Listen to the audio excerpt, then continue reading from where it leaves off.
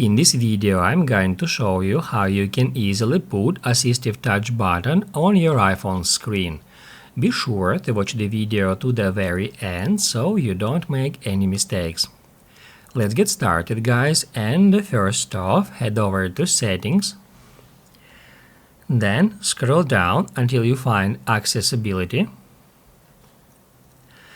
That's where we can easily find Touch.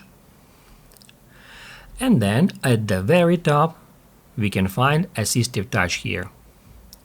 If we get into it, we'll be able to activate that feature by turning on this button here.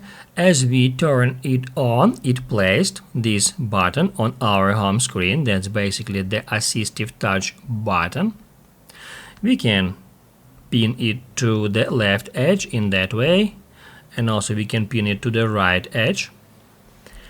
And that's where we can configure that Assistive Touch button. We can set custom actions for single tap, double tap, long press, and also here we got a ton of other options to customize that button.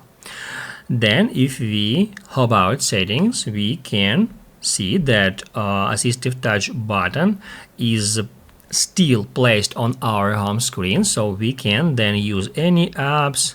We can open up let's say Instagram or any other application, and that button will always be at the top of our home screen. And basically, guys, that's how it works. So if this video was helpful for you, don't forget to hit the like button.